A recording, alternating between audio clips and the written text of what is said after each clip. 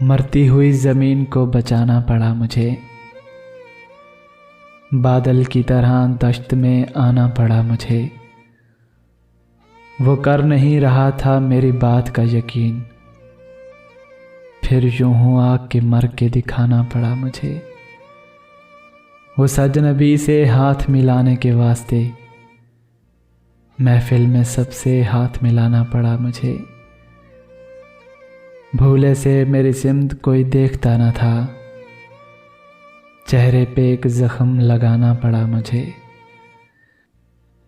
यादें थी दफन ऐसी के बाद अज फरोख्त भी उस घर की देखभाल को जाना पड़ा मुझे। उस बेवफा की याद दिलाता था बार बार, कल आईने पे हाथ उठाना पड़ा मुझे। कल आईने पे हाथ उठाना पड़ा मुझे। ऐसे बिछड़ के उसने तो मर जाना था हसन, उसकी नज़र में खुद को गिराना पड़ा मुझे। मरती हुई ज़मीन को बचाना पड़ा मुझे, बादल की तरह दश्त में आना पड़ा मुझे।